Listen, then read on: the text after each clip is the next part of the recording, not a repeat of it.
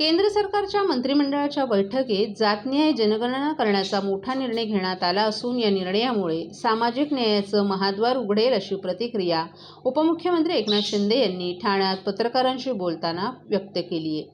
काँग्रेस पक्षानं वोट बँकेमुळे हा निर्णय घेतला नव्हता, परंतु देशाच्या स्वातंत्र्यानंतर पंतप्रधान नरेंद्र मोदी यांनी हा ऐतिहासिक निर्णय घेतला असून त्यांनी घेतलेल्या निर्णयाला शिवसेनेचं पूर्ण समर्थन असेल असंही त्यांनी स्पष्ट केलं। पंतप्रधान नरेंद्र मोदी यांच्या सरकारच्या मंत्रिमंडळाची बैठक बुधवारी पार पडली। या बैठकीत जातनिहाय जनगणना करण्याचा निर्णय घेण्यात आलाय। या निर्णयानंतर उपमुख्यमंत्री एकनाथ शिंदे यांनी ठाण्यात पत्रकार परिषद घेऊन मोदी सरकारनं घेतलेल्या जातनिहाय जनगणना निर्णयाचं स्वागत केलंय। काँग्रेस पक्षानं गरिबी हटावचा नारा दिला। गरीब हटला, परंतु गरिबी काही हटली नाही। परंतु 35 कोटी जनतेचं दारिद्र्य रेषेतून वर काढण्याचं तसंच 80 कोटी जनतेला जीवनावश्यक वस्तू, अन्नधान्य देण्याचा निर्णय मोदी यांनी घेतला।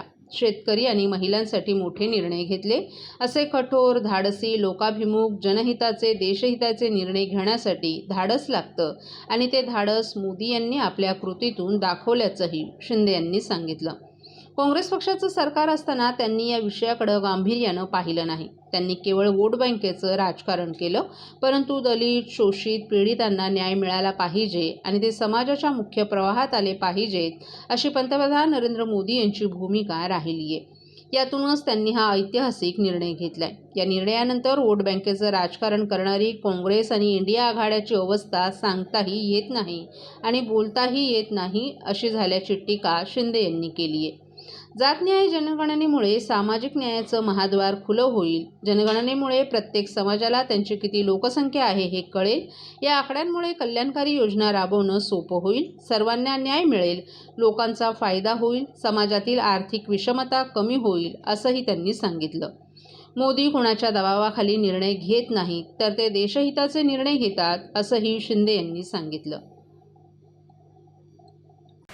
जातनिहाय जनगणनेतील आकडेवारीमुळे कल्याणकारी लोकाभिमुख योजनांचा त्या समाजाला फायदा होईल, त्या अधिक प्रभावीपणे आपण राबवू शकतो। समाजातील आर्थिक व सामाजिक विषमता दूर होईल आणि भारतरत्न डॉक्टर बाबासाहेब आंबेडकर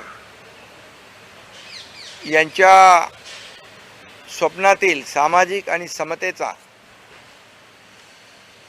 जी काही संकल्पना होती ती प्रत्यक्षात येईल आणि त्यांनी जे संविधान लिहिलं, घटना लिहिली, त्यामध्ये